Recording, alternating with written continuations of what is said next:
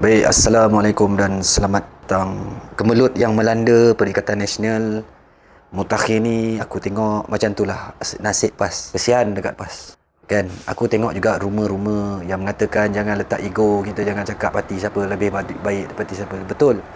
Tapi kalau kau faham betul-betul politik dan sejarah parti politik ni, hanya PAS sajalah yang naya. Daripada zaman dulu lagi, duduk Perikatan, Kata Rakyat, duduk Barisan Alternatif, sehinggalah membawa kepada Perikatan Nasional ni, PAS sajalah yang asyik kena. Asyik kena bulinya PAS lah, walaupun kursi paling banyak. Dia macam dekat sekolah lah, ada budak-budak nakal, budak ni alim sikit, pakai kopiah atas kepala, budak ni baik. Tapi dia ni lah yang selalu akan digunakan. Dia ni lah saya akan disuruh.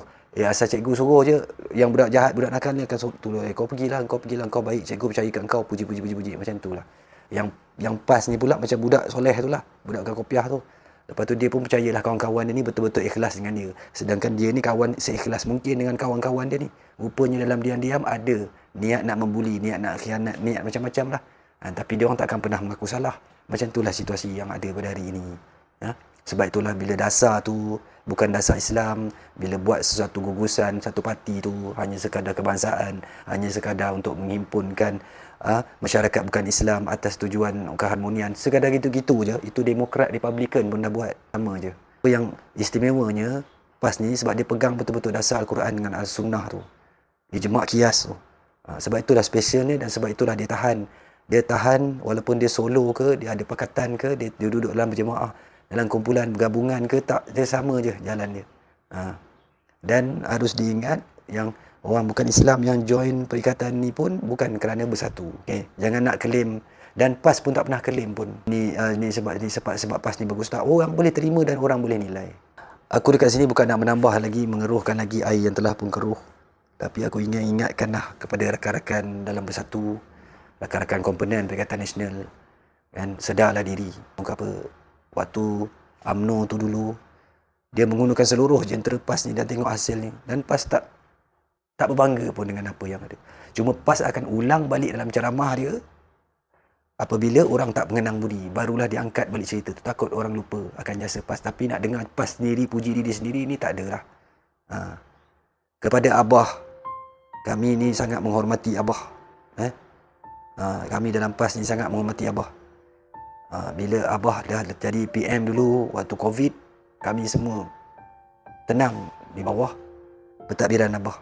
Jadi pastikan memori tu terkenal dengan kenangan manis antara kita. Janganlah apa yang berlaku mendatang akan memadam segala rekod prihatin yang Abah telah umumkan dalam tiap kali Abah keluar dalam kaca TV. Dulu masa PAS dekat dalam awal Perikatan Nasional dipimpin bersatu, PAS tak ada masalah, senang-senang je, bagi je segala apa. Nak pimpin, nak pilih orang ni, nak letak sana tu, PAS sokong saja. Tapi nama Perikatan Nasional tu nama besar. Ada dua tonggak Melayu Islam dalam tu. Apalah salahnya jika bagi PAS memimpin pula? Tak ada masalah sepatutnya. Berlapang dada lah seperti mana PAS bagi kamu semua dulu. Jadi tak jadi isu. Yang menjadi isu ni apabila ada segelintir dua yang mula nampak sifat-sifat khianat mereka, niat-niat yang tak ikhlas mereka selama ni mungkin ditutup. Akhirnya kini dah nampak semakin timbul dan terbongkar satu-satu. Sebenarnya kalau kita ni masih duk risau lagi, duk buat leceh lagi, duk buat lambat lagi, sibuk dengan nak agih kerusi, ada yang letak jawatan, tapi dalam masa sama nak balik macam mana tu? Apa benda ni? Dari situ orang boleh nampak lah, rakyat boleh nampak sebenarnya, terutama yang atas pagar, yang tak minat politik, dia boleh nampak. Apa yang kita duduk tuding jari sana sini, duduk hentam orang sana sini, apa semua tu, tup-tup terkena atas kepala kita balik akhir. Tuan kena sedar diri, selemah-lemah UMNO tu, dia ada akar umbi yang kuat dari dulu lagi. Begitu juga dengan PAS, ada akar umbi, PKR, lebih pada sentimen. Jadi tuan selaku parti yang kecil dan menumpang nama, yang mana masa PAS pegang dulu pun tak ada banyak cakap, bagi terus bersatu, serah bulat-bulat. Hampa nak pegang PN, hampa pegang lah. Hampa pilih pun kami sokong lah. Bila kena time PAS, nak lead banyak betul lorong liku-liku dia. Syarat itu, syarat ni, tak ambil hal parti ni, tak ambil keputusan ni, apa benda. Kita duk melalak kecam cara lama lah, apa lah kita sendiri dalam tak sedar. Kita duk gila nak letak poster boy sana sini. Sama je lah. Sebab itulah orang Melayu dekat luar sana meluat dah dengan player-player politikus jenis macam ni, yang tak habis-habis nak sailang jemaah. Sebab itulah lama dah aku pesan, selagi mana dasar tu bukan dasar Islam, selagi mana niat kita tu tak berapa nak ikhlas kerana Allah, selagi itulah dilema benda macam ni akan jadi ke depan. Satu je aku nak pesan, aku bagi analogi mudah. Kan, korang semua ni ibarat nak jual rumah ni. Perikatan Nasional tu adalah rumah.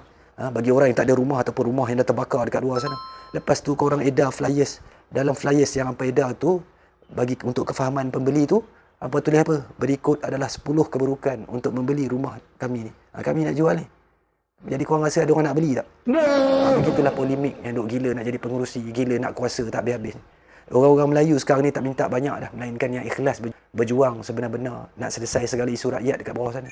Orang dah tak heran dah siapa poster boy. Orang tak lapar dah parti ni berapa kursi, parti Melayu tu berapa kursi.